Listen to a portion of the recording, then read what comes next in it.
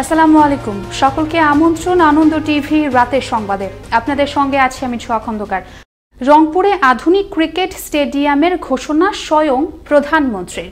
সে অনুযায়ী Rangpur collectorate cricket গার্ডেনকে জাতীয় মানে উন্নীত করার লক্ষ্যে শুরু হয় কাজ, কিন্তু মাঠের একাংশ ছিল অবৈধ দখলদারদের কবজায়। নানা অজুহাতে মাঠের অনেকাংশ দখল করে রাখে প্রভাবশালীরা। অবশেষে সেই অবৈধ স্থাপনা উচ্ছেদ করেছে রংপুর জেলা প্রশাসনের ভ্রাম্যমাণ আদালত। দুপুরে জেলা প্রশাসনের নির্বাহী ম্যাজিস্ট্রেটের নেতৃত্বে এ উচ্ছেদ অভিযান চলে। যে অংশটি আজকে ভেঙে ফেলা হয়েছে, অবৈধভাবে এখানে দখল ছিল এবং তাদের এইখানে অবৈধভাবে অবস্থানের কারণে মাঠের পরিবেশও ভালো ছিল না, আইন শৃঙ্খলার বিষয়েও একটু খারাপ হুমকি পর্যায়ে ছিল। রংপুর কালেক্টরেট ক্রিকেট গার্ডেনের বিভিন্ন উন্নয়নমূলক কার্যক্রম চলছে এবং এই কার্যক্রমকে আরও গতিশীল করার জন্য রংপুর ক্রিকেট গার্ডেন এলাকা এবং এর পার্শ্ববর্তী এলাকাতে সরকারি জায়গার উপর যে অবৈধ স্থাপনাগুলো ছিল সেগুলো আজকে উচ্ছেদ কার্যক্রম চলছে।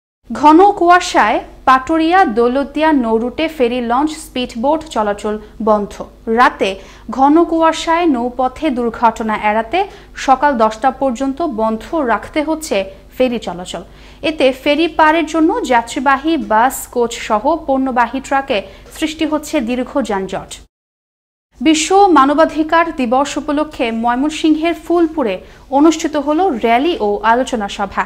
বৃহস্পতিবার দুপুরে পৌরসভা কার্যালয় থেকে একটি র্যালি বের হয়ে শহরের প্রধান সড়ক প্রদক্ষিণ করে। পরে পৌর কার্যালয়ের সামনে সংক্ষিপ্ত আলোচনা সভায় মোহাম্মদ আবদুল্লাহর সভাপতিত্বে বক্তব্য রাখেন পৌর মেয়র আমিনুল ইসলাম। লক্ষ্মীপুর পৌর শহরের ৬ নম্বর ওয়ার্ড কার্যালয়ে অসহায়দের মাঝে শীতবস্ত্র বিতরণ করলেন জেলা আওয়ামী লীগের সাংস্কৃতিক বিষয়ক সম্পাদক ও লক্ষ্মীপুর কেবল অপারেটরের স্বত্বাধিকারী মোজাম্মেল হায়দার মাসুম ভুইয়া। এ সময় জেলা আওয়ামী লীগ নেতা আমজাদ হোসেন সহ দলীয় নেতাকর্মী এবং স্থানীয় ব্যক্তিবর্গ উপস্থিত ছিলেন।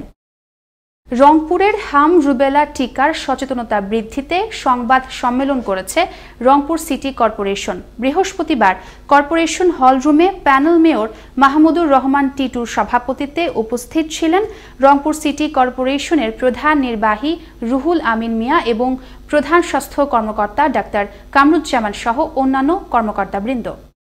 বঙ্গবন্ধু শুধু বাংলাদেশের নেতা নয়, তিনি পুরো বিশ্বের 32 কোটি বাঙালি নেতা, যারা 75 সালে বঙ্গবন্ধুকে ও আওয়ামী লীগকে রাজনৈতিকভাবে মোকাবেলা করতে পারেনি, তারাই বঙ্গবন্ধুকে হত্যা করেছে বলে মন্তব্য করেছেন তথ্যমন্ত্রী ডক্টর হাসান মাহমুদ। বৃহস্পতিবার দুপুরে জয়পুরহাট জেলা আওয়ামী লীগের ত্রিবার্ষিক সম্মেলনে প্রধান অতিথির বক্তব্যে তিনি একথা বলেন। কুষ্টিয়ায় বঙ্গবন্ধুর ভাস্কর্য ভাঙচুরের প্রতিবাদে বিভাগীয় শহর ময়মনসিংহে অনুষ্ঠিত হল বিক্ষোভ মিছিল ও সমাবেশ।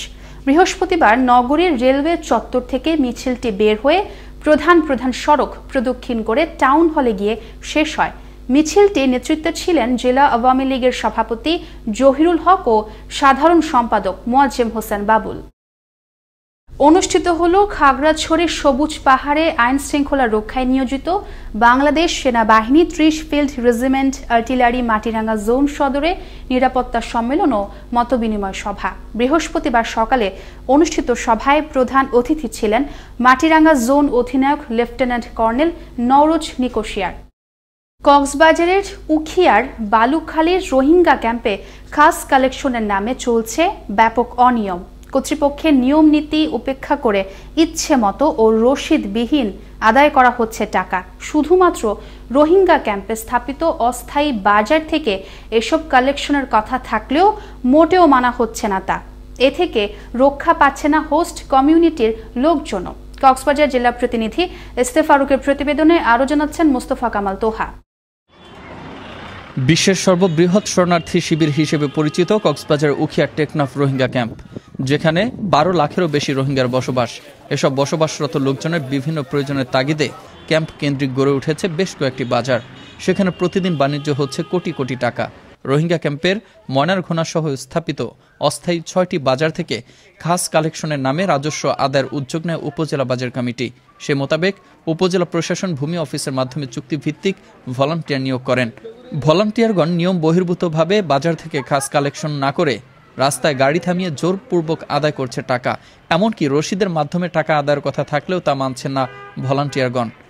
ভেতর থেকে নিচ্ছে আবার ওখানে দোকানে যাইও টাকা নিচ্ছে। এটা পুরো বিয়ানি কাজ করতেছে, চাঁদাবাজি করতেছে এরা। রোহিঙ্গা ক্যাম্পের সড়কের উপরে কাশ কালেকশনের নামে যে টোল আদায় করা হচ্ছে তা সম্পূর্ণ অবৈধ এবং বেআইনি। ক্যাম্পের ভেতর হোস্ট কমিউনিটির লোকজনদের বসতবাড়ি ও দোকান থাকায় তাদের কাছ থেকে প্রয়োজনীয় পণ্য আনা নেয়াতে টাকা দাবি করছে তারা। এতে অপ্রীতিকর ঘটনার আশঙ্কাও বাড়ছে। খাস কালেকশনের নামে সড়কের ওপর থেকে টাকা আদায়ে চরম ভোগান্তির শিকার হচ্ছেন স্থানীয়রা। এই ঘটনায় যে কোনো মুহূর্তে অপ্রীতিকর ঘটনা ঘটতে পারে বলে মনে করেন এই আইনজীবী। ওই কাশ কালেকশনটা বাজার কেন্দ্রিক না হয়ে এটা রাস্তার উপর চলে আসছে, রোডের উপর চলে আসছে, একটা টোল আদায়ের মধ্যে একটা বিষয় পরিণত হয়েছে। ফলে স্থানীয় জনসাধারণের মধ্যে একটা এই ব্যাপারে চাপা অসন্তোষ বিরাজ করতেছে। যে কোনো সময় একটা অপ্রীতিকর অনাকাঙ্ক্ষিত ঘটনা ঘটে যেতে পারে বলে আমি মনে করি। ভলান্টিয়ারদের এমন তৎপরতার কথা নিজেও স্বীকার করে নিলেন স্থানীয় এই জনপ্রতিনিধি। আমার স্থানীয় ফালামকালী ইউনিয়নের জনসাধারণ অত্যন্ত ভোগান্তিতে আছে এবং প্রতিনিয়ত যারা ভলান্টিয়ার টোল আদায় করতেছে তাদের সাথে এবং আমাদের স্থানীয় লোকজনের সাথে প্রতিনিয়ত দ্বন্দ্ব সৃষ্টি হচ্ছে। রোহিঙ্গা ক্যাম্পের বাজার নরমাল বাজার ব্যবস্থাপনার সাথে মেলে না, যে কারণে রোহিঙ্গা ক্যাম্পের বাজার কমিটি যদি সুপারিশ দেয় আর সরকার সে সিদ্ধান্ত যদি আমলে নেয়, সেক্ষেত্রেই ব্যবস্থা নেওয়ার কথা জানালেন জেলা প্রশাসক। আমাদের নরমাল বাজার ব্যবস্থাপনার সাথে মিলবে না। রোহিঙ্গা ক্যাম্পের ভিতরে যে 6টা বাজার, সেটা কিভাবে রেভিনিউ ইনকাম হবে, কারা আদায় করবে, কখন করবে, এটা কোথায় জমা হবে, এই সকল বিষয়গুলো নিয়ে একটা কমিটি আছে। তারা সুপারিশ দিলে, সরকারের সিদ্ধান্ত নিলে তারপরে আমরা সেটা ব্যবস্থাপনার আওতায় আনতে পারবো। এর মধ্যে যদি কোনো সমস্যা হয়, আমি লোকাল যে অ্যাডমিনিস্ট্রেশন উপজেলা অফিসার আছে তাকে আমরা জানিয়ে দেবো, যাতে এই ধরনের কোনো সমস্যা না হয়। খাস কালেকশনের নামে সড়কে গাড়ি থামিয়ে অতিরিক্ত টাকা আদায় অব্যাহত থাকলে যে কোনো মুহূর্তে ঘটে যেতে পারে অপ্রীতিকর ঘটনা। এ ধরনের 9-6 করে যারা টাকা আদায় করছে তাদের বিরুদ্ধে সংশ্লিষ্ট কর্তৃপক্ষের হস্তক্ষেপ কামনা করেন স্থানীয় সচেতন মহল। মুস্তফা কামাল তোহা, আনন্দ টিভি, ন্যাশনাল ডেস্ক। 15 দফা দাবিতে বৃহস্পতিবার চুয়াডাঙ্গা প্রেস ক্লাবের সম্মেলন কক্ষে সংবাদ সম্মেলন করলেন চুয়াডাঙ্গার বীর মুক্তিযোদ্ধারা। এতে লিখিত বক্তব্য পাঠ করেন সাবেক আলমডাঙ্গা উপজেলা মুক্তিযোদ্ধা কমান্ডার বীর মুক্তিযোদ্ধা আব্দুল কুদ্দুস। এ সময় ভুয়া মুক্তিযোদ্ধাদের নাম তালিকা থেকে বাদ দিয়ে শাস্তির আওতায় নেয়ার দাবি জানান প্রকৃত মুক্তিযোদ্ধারা। বঙ্গবন্ধুর ভাস্কর্য ভাঙচুরের প্রতিবাদে বিক্ষোভ মিছিল করেছে কোনাবাড়ি থানা আওয়ামী লীগ ও অঙ্গ সংগঠন। বুধবার সকালে কোনাবাড়ি ফ্লাইওভারের নিচে বিক্ষোভ মিছিল ও সমাবেশ অনুষ্ঠিত হয়। গাজীপুর মহানগর আওয়ামী লীগের বন ও পরিবেশ বিষয়ক সম্পাদক শেখ আক্কাস আলী এতে সভাপতিত্ব করেন। এই ছিল এখনকার মতো। করোনা থেকে আপনি এবং আপনার পরিবারকে সুরক্ষায় রাখতে সরকারি নির্দেশনা মেনে চলুন। আনন্দ টিভির সর্বশেষ সংবাদ এবং বিনোদন সবার আগে দেখতে ভিজিট করুন www.facebook.com/AnondoTVBD এই পেজে। ধন্যবাদ সকলকে, শুভরাত্রি।